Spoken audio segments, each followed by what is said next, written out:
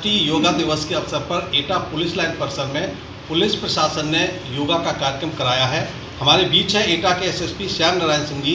आइए उनसे पूछते हैं किस तरह से योगा कराया गया और कितने लोगों ने इसमें सहभागिता की। देखिए, आज अंतर्राष्ट्रीय योग दिवस के अवसर पर इस समय जो है नई भर्ती की आरक्षी नई भर्ती की जो है हमारे रिक्रूट्स आए हुए हैं। लगभग 679 रिक्रूट्स आ चुके हैं।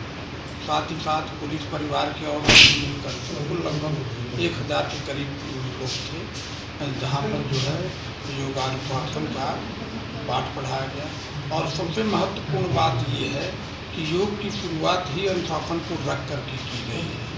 इवन कि आप देखें तो पतंजलि की योग दर्शन में जो योग की परिभाषा योग चित्त वृत्ति निरोध है। चित्त की वृत्तियों का निरोध हो जाना ही योग है। योग जितना बाहरी रूप से हमें शुचिता प्रदान करता है, शारीरिक रूप से कहीं उससे अधिक आंतरिक ऊर्जा प्रदान करता है और आंतरिक शुचिता प्रदान करता है। और अनुशासन में इसका बहुत ही महत्वपूर्ण है। इसलिए हमारे यहाँ आज आसन प्राणायाम के अतिरिक्त योग की जो है आंतरिक कक्षाएं भी चली हैं, जिसमें योग का मूल उद्देश्य भी बताया गया है। योग की शुरुआत ही आप सोचिए कि अष्टांग योग की शुरुआत जो है वो यम, नियम, आसन, प्राणायाम, प्रत्याहार, ध्यान, धारणा, समाधि, ये 8 अंग हैं योग। शुरुआत ही यम का मतलब है हमें क्या नहीं करना है। पहला यम है अहिंसा, शारीरिक और मानसिक रूप से जिससे भी किसी को तकलीफ हो वो हिंसा न करे। दूसरा ये है असत्य वचन न बोले। तीसरा अस्तेय, जो वस्तु हमारी नहीं है वो हम न लें, चोरी न करें।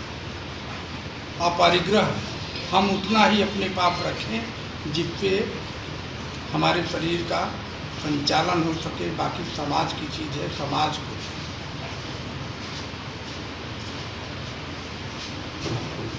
इस तरीके से आप देखेंगे तो यम के बाद नियम, फिर उसके बाद किया क्या जाए। और अनुशासन का पहला पाठ ही पढ़ाया जाता है क्या करना है क्या नहीं करना है, जिससे हम शरीर और मन दोनों से पवित्र हो सकें और राष्ट्र में अपना योगदान दे सकें। और योग जो है इसीलिए जो है योग अनुशासन की पहली सीढ़ी है। मानसिक दृढ़ता, मानसिक ये प्रदान करने के लिए योग जो है बहुत ही ज़रूरी है। और सबसे बड़ी बात इसमें जो नियंत्रण सिखाया जाता है, मन पे नियंत्रण, इंद्रियों पे नियंत्रण आपका। और आज के ज़माने में जहाँ सामान्य रूप में जनता में नैतिकता की, समाज में नैतिकता की गिरावट देखी जा रही है, ऐसे संदर्भ में योग का पाठ पढ़ाया जाना बहुत ही उपयोगी होगा। कप्तान साहब, खासतौर से पुलिसिंग में योग किस तरह से मदद कर सकता है? पुलिस जन हमने देखा कई बार तनाव में रहते हैं, कई बार बहुत सारी उनको मानसिक दिक्कतें भी होती हैं, तो किस तरह से पुलिसिंग में योग जो है कारगर हो सकता है? देखिए, योग की यम के बाद जो श्रेणी आती है वो आसन की आती है। आसन जितने भी हैं, आसन और प्राणायाम, ये हमारे पूरे शरीर को दुरुस्त रखते हैं। प्राणायाम में एक तरीके का पूरा स्वर विज्ञान है, प्राणवायु है। जैसे पहली ही है, सांस ली कैसे जाए, कैसे ली जाती है सांस नहीं मालूम। सांस बहुत लोग कहेंगे हम फिट लेते हैं, यहाँ सीना और छाती फिट नहीं है। सही चीज़ तो ये है कि नाभि आपका केंद्र बिंदु है। आपकी प्राणवायु नाभि तक जानी चाहिए।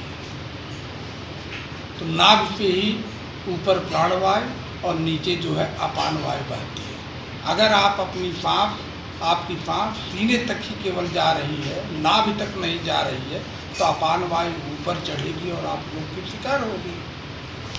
योग तो शरीर को स्वस्थ रखने के साथ ही साथ उसका मानसिक नियंत्रण भी है।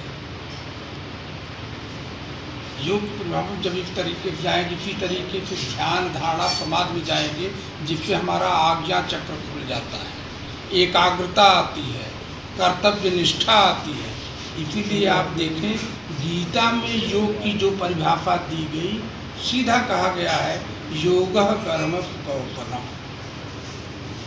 कर्म में पूर्ण कुशलता और दक्षता प्राप्त हो जाना, कौन सा कर्म किस तरीके से किया जाए वो दक्षता, ये योग है।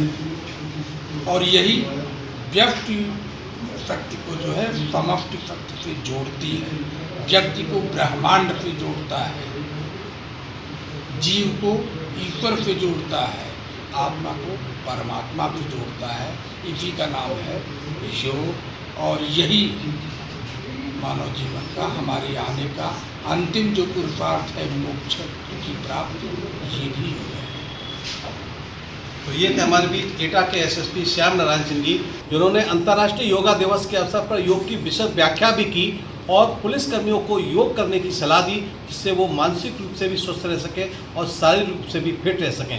एटा से एबीपी न्यूज़ के लिए राकेश भदौरिया की रिपोर्ट।